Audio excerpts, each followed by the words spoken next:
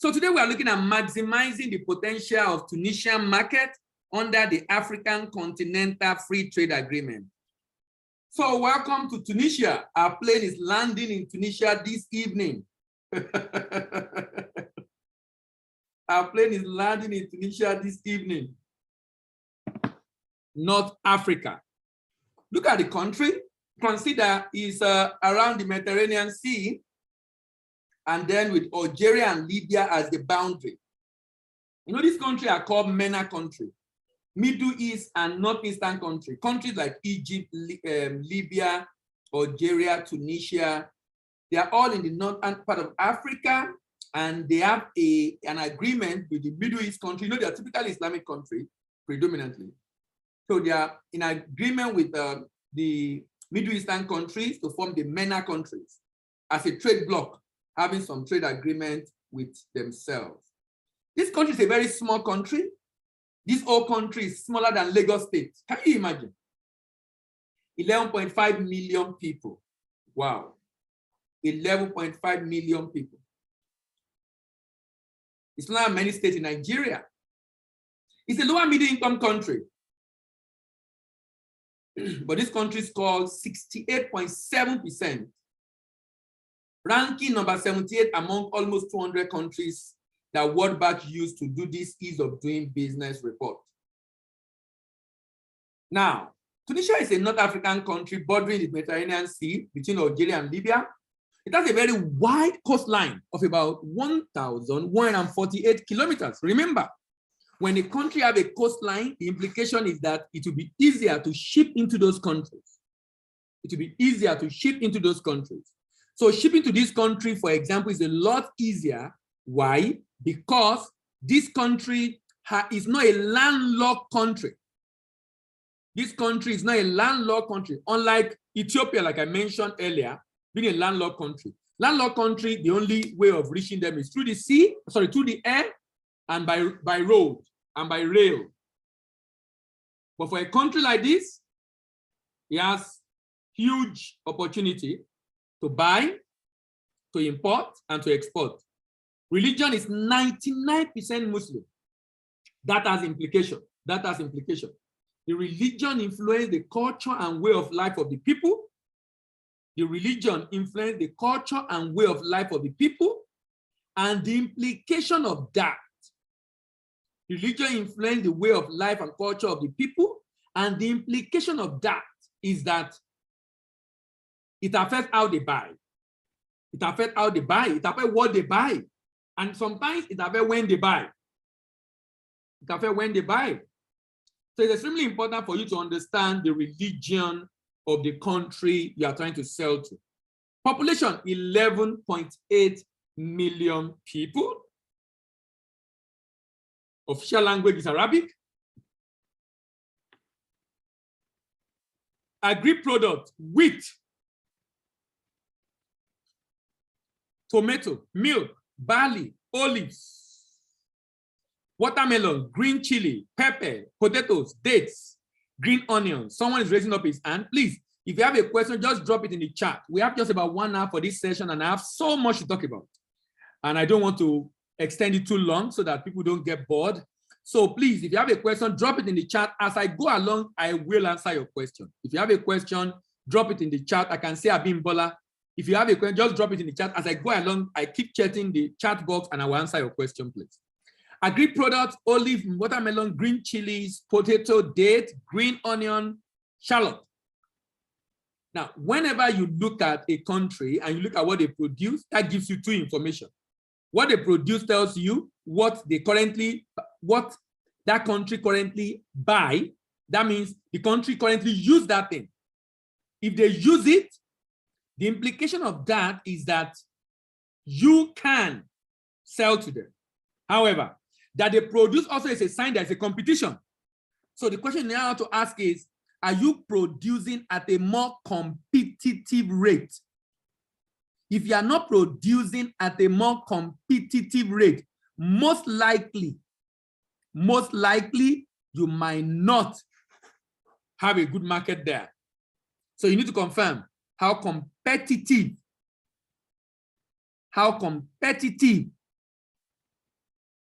is your product. Then industry, petroleum mining, tourism, textile, footwear, agribusiness, and beverages. Footwear, agribusiness, and beverages. This country earned about $3,205 in 2019 as average income of the country, GNI per capita. So it was categorized as lower middle income country. Urbanization is 69. This is a very good country. You know, when you have a very high urbanization, it's a sign that you will not incur so much cost on distribution, most likely. Why? Because the people are concentrated in urban centers, not in the interior villages, but rather in urban centers, which are also typically close to the sea. Most urban centers in many countries are close to the seaports, because that's where businesses happen. That's where money is made. That's where jobs are. That's where many people migrate to. Literacy level is 81.8%. Inflation is 6.7%. The total GDP in 2019 was $38.8 billion. Household consumption is high as usual. Can you imagine? 71.7%. Household consumption component, 71.7%. Remember, Africa are just living from hand to mouth because of poverty. So there is so much household consumption, fast-moving consumer group being bought. And you also notice that services is not doing badly in this country. In Nigeria, it's about 50-something%. In Tunisia, is 63.8%. 63.8%. 63.8%. That's a lot. That's a lot. Agri is so small, maybe because they're in the desert region, and industry is 26.2. This country is not as many other African countries in terms of giving back to children. In many African countries, 60% of the population are below 25 years. In this country, just about 38%. That is very small compared to many African countries that are usually about 60% or more. 60% or more. 60% or more. But here is fewer. It's a lot fewer. About 38% are young population below 25 years. What that basically also means is that they are the largest. Let's check again. They are the largest. Okay, wow. 25 to 54 is actually 42%. Can you imagine? Middle-aged people are much more than the young population. 42.8%, 25 to 54. Interesting. The demography of this country is very interesting, very unusual for many African countries. The question that needs answer: can you, which product do you want to export? And can you export that product or service? Is there enough demand for the product or service? Can you have a compelling value proposition? Do you have a compelling value proposition? Do you understand the target market? Can you meet the market price expectation? Do you have a distribution and marketing plan? Do you have a capacity and capability to export? Have you investigated payment issues? Can you fund your export drive? Have you completed an export plan? Have you completed an export plan? Someone said, what product do they buy? We are getting there. Marigold. I'm sure you're joining us for the first time.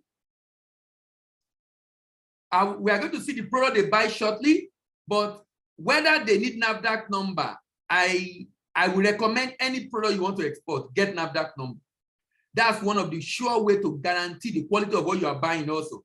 So I recommend, even if they need it or not, just be sure of the quality of your product. Be sure you are adhering to good manufacturing practices. Please get NAFDAC number. Get NAFDAC number. It's so important. It's so important.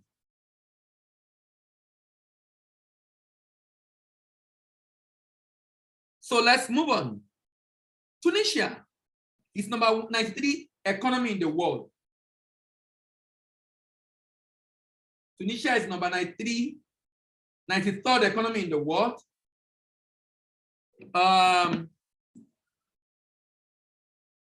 This country has a total export top exports rather, of insulated wire, followed by shirt, men's shirt, followed by crude oil, crude petroleum, followed by women's suit, men's suit, women's suit, followed by pure olive oil, exporting mostly to France, Italy, Germany, Spain, and Libya. Spain and Libya. What is the top import of this country? This country imports refined petroleum,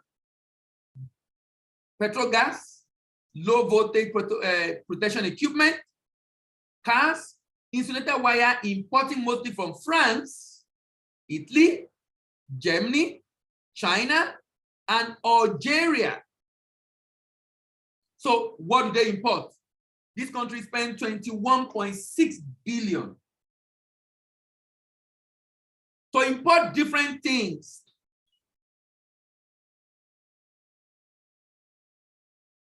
In year 2019, 21.6 billion. Interesting. Let's go deeper to see what they import. 145 million was used to import wood products, wood crate, particle board, sunwood, fiber board, wood carpentry, painting product, plywood, 145 million. Different footwears and airs. Footwear parts, leather footwear, textile footwear, rubber footwear, 181 million was sent to import different footwears. This country also spent different kind of oil products. Different kind of oil products. Soya beans oil, palm oil, seed oil, pure vegetable oil, coconut oil, $206 million. $206 million. This country imports non-fillet frozen fish, concentrated milk, live fish, bovine, cheese, bovine meat, frozen bovine meat, processed fish, butter, poultry, milk, $228 million. Tunisia. Can you see what they are spending to import different kind of animal products, from their meat to the milk and even fish? To get the full video, check the description or visit www.globaltradecollege.com.